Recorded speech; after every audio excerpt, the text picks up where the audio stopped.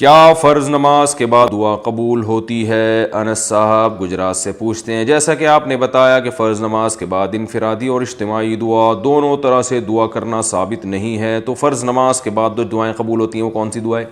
حدیث میں آتا ہے کہ سب سے زیادہ دعا جو قبول ہوتی ہے فرض نماز کے بعد ہوتی ہے، لیکن دوسری حدیث میں ہمیں جو اس حدیث کی تفسیر ملتی ہے کہ نبی صلی اللہ علیہ وسلم نے ان حدیثوں پر کیسے عمل کیا، صحابہ نے کیسے عمل کیا، تو ہم نہیں دیکھتے کہ نبی صلی اللہ علیہ وسلم فرض نماز کے بعد ہاتھ اٹھا کے دعائیں مانگا کرتے تھے یا صحابہ کرام میں یہ معمول تھا جیسے ہمارے ہاں مسجدوں میں معمول ہے، یہ رواج نہیں تھا۔ تو بلکہ ہمیں حدیث میں وظائف ملتے ہیں کہ آپ صلی اللہ علیہ وسلم فرض نماز کے بعد آپ نے ترغیب دی اللہم انت السلام پڑھنے کی، اللہم لا مانع لما اعطیت ولا معطی لما منعت ولا ينفع ذا الجد منک الجد، یہ وظائف ہیں جن کو دعا کہا گیا ہے۔ جیسے مسجد میں داخل ہونے کی دعا ہے نا، تو ہے تو وہ دعا، اب یہ نہیں کہ آپ ہاتھ اٹھا کے دعا مانگنا شروع کر دیں، بلکہ وہ وظیفہ ہے۔ جب آپ مسجد میں داخل ہوں گے درود شریف پڑھ کے اللہم افتح لی ابواب رحمتک، اس کو دعا کہا گیا ہے، تو یہ قبول ہوتی ہے۔ مسجد سے نکلنے کی دعا، اذان کے بعد کی دعا اللہم رب ہذہ الدعوۃ التامہ، تو اسی طرح نمازوں کے بعد کی دعائیں جو ہیں وہ مقرر کلمات ہیں، منقول کلمات ہیں جو آپ صلی اللہ علیہ وسلم پڑھا کرتے تھے، چونکہ صحیح حدیث سے یہ بات ثابت ہے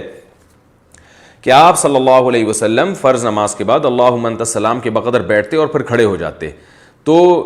یہ صحیح حدیث سے یہ بات ثابت ہے، میں بیان میں اس کا حوالہ بھی دے چکا ہوں۔ تو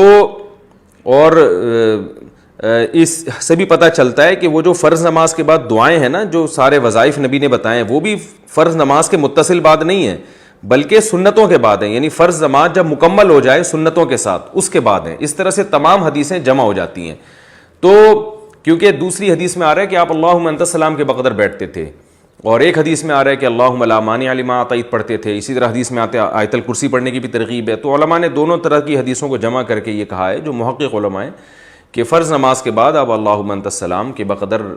دعا مانگیں، یعنی اللہم انت السلام پڑھیں، یہ خود دعا ہے، اس کے بعد آپ سنتیں پڑھیں، پھر اس کے بعد باقی تمام وظائف آپ کمپلیٹ کریں، اور پھر آپ اگر ہاتھ اٹھا کے دعا مانگنا چاہیں تو جائز ہے، اس میں کوئی حرج نہیں ہے۔ فرض کے بعد جب ہاتھ اٹھا کے پابندی سے لوگ دعا مانگتے ہیں تو لوگ اس کو نماز کا حصہ سمجھتے ہیں۔ جب آپ سنتوں کے بعد اخپل طریقے سے دعا مانگیں گے تو وہ تو مانگیں، جتنی مرضی مانگیں، اس کو لوگ سنت بھی نہیں سمجھتے، وہ جائز ہے، اس میں کوئی حرج نہیں، بشرطے کہ وہ بھی اجتماعی نہ ہو، کیونکہ اجتماع کے لیے ثبوت چاہیے۔ کبھی کبھار اجتماعی ہو جائے وہ تو فرض کے بعد بھی ہو سکتی ہے، کبھی کبھار لوگوں کو تعلیم دینے کے لیے، معمول بنانا ٹھیک نہیں ہے، تو ہم معمول کے خلاف ہیں کہ اس سے لوگ اس عمل کو سنت سمجھتے ہیں۔ اور فقہا نے بھی اس کا تذکرہ نہیں کیا اس دعا کا، بلکہ اس کے خلاف تذکرہ کیا ہے۔ فتاوی عالمگیریہ جو فقہ حنفی کی مشہور کتاب ہے، اس میں صاف لکھا ہوا ہے کہ امام کو چاہیے کہ نماز کے بعد اللہم انت السلام